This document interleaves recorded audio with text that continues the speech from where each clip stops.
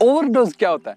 सबसे खतरनाक चीज होती है ओवरडोज। किसी भी चीज का ओवरडोज मतलब अति की मात्रा। आपके पास नॉलेज ही इतनी आ गई कि आप कंफ्यूज हो गए हैं। दूसरा, आप उसको प्रैक्टिकली कहीं पर अप्लाई नहीं कर पाते हो। नहीं समझ में आया? चलिए एग्जांपल से समझाता हूँ।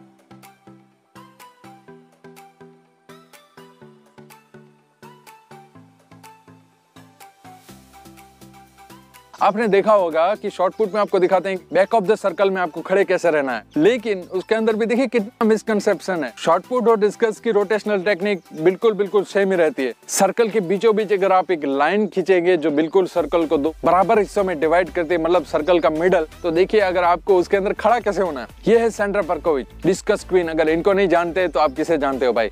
ये देखिए कहाँ खड़ी होती है, सर्कल के बिल्कुल राइट साइड में। तो उनको देखकर आपके दिमाग में आइडिया आता है कि ये तो वर्ल्ड चैंपियन रह चुके हैं, ओलंपिक चैंपियन रह चुके हैं, आपको भी यहाँ पर खड़ा होना चाहिए। लेकिन फिर आपको क्या होता है कि आपको कोई एकेडमी मिलती है, कोई कोच मिलता है जो आपको दिखाता है कि सर्कल के मिडल में खड़ा होना चाहिए। जैसे रायन क्राउजर खड़े होते, फिर आप सोचते हैं कि नहीं, ये वाले पोजीशन से ही हमको सर्कल के मिडल में खड़ा रहना चाहिए। लेकिन फिर आप देखें टॉम वॉल्स को, देखिए कहाँ पर खड़े हैं वो, और उनका पैर देखिए कितने पीछे से ले जाते हैं वो। तो फिर आप कंफ्यूज हो जाते हो पहले स्टेज में कि खड़े कहाँ पर होना है।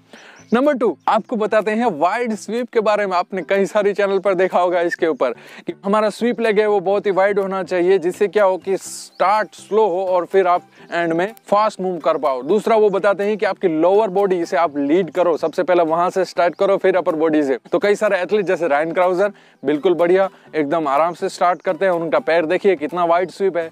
लेकिन दूसरी ओर आप इन महाशय को देख लीजिए, 22 मीटर के ऊपर इनका थ्रो है। ये है डार्लन रोमानी, देखिए उनकी टेक्निक कितनी अजीब है, उनका स्वाइप लेग कितना शॉर्ट है। और रायन क्राउजर लोअर बॉडी से स्टार्ट करते हैं, जबकि आप टॉम वॉल्स को देखिए वो बिल्कुल हाथ से ऐसे पुश करते हैं। तो फिर आप कंफ्यूज हो गए कि भाई स्टार्ट कैसे करना है, आपका स्वाइप लेग कैसा होना चाहिए। तो ऐसी कई सारी प्रॉब्लम है। और एक मेजर प्रॉब्लम है कि आपको ग्लाइड करना चाहिए कि आपको रोटेशनल करना चाहिए।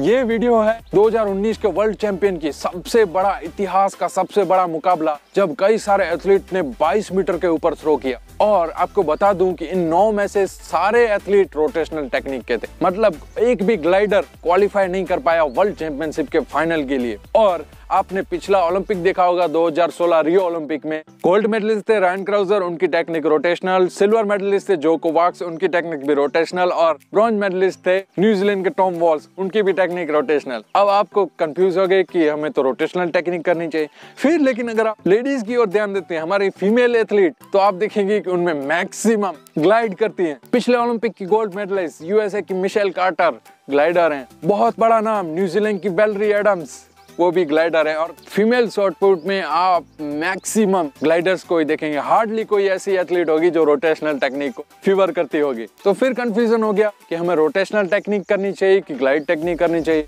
तो ये होता है इंफॉर्मेशन का ओवरडोज। जब आपके पास इंफॉर्मेशन तो है लेकिन आप तय नहीं कर पाते हैं कि आपके लिए सही क्या है, कौन सी चीज आपको ज्यादा सूट करेगी, कौन सी चीज ट्राई करने से आपको ज्यादा से ज्यादा रिजल्ट मिल पाएंगे।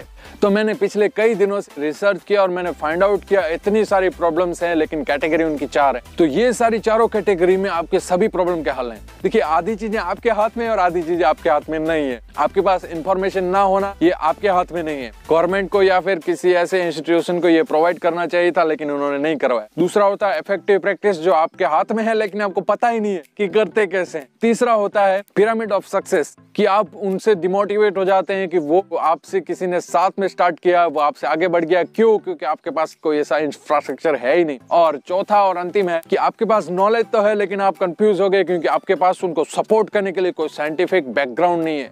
आप नहीं समझ पाते हो, साइंटिफिकली लॉजिकली नहीं समझ पाते हो कि मेरे लिए कौन सी चीज सही होगी। तो ये सारी प्रॉब्लम एक इंडियन एथलीट की, एक इंडियन शॉट पुटर की होती है। और मुझे पूरा यकीन है कि यही मेन 4 चीजें जो आपकी बहुत सारी प्रॉब्लम को एड्रेस करती हैं।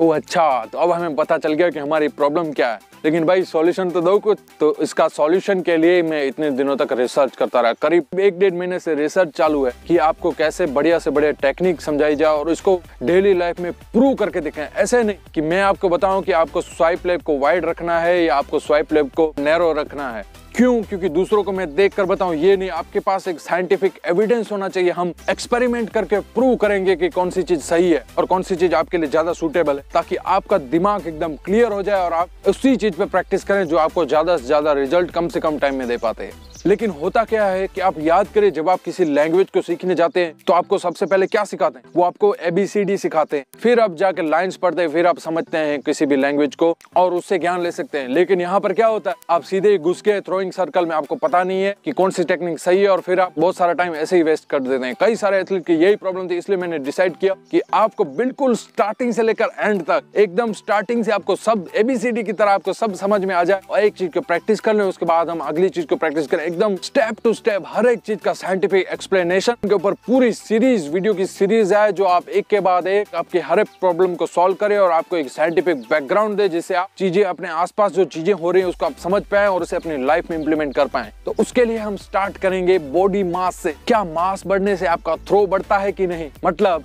कि आप एक्सरसाइज करें, अपने बॉडी वेट को बढ़ाएं तो आपके गोला फेंक बढ़ेगा कि नहीं? आप अपने बॉडी को देखिए, अपने शरीर को देखिए, देखिए जो वर्ल्ड क्लास के एथलीट है उनका शरीर देखिए, वो कितने पावरफुल है, कितने मस्कुलर हैं, उनका पेट भी निकला हुआ है। तो ये सारे क्वेश्चन तो आपके दिमाग में भी आते होंगे कि क्या उनके जैसा शरीर बनाने से मैं उनके जितना 22-23 मीटर शॉट पुट फेंक पाऊंगा कि नहीं?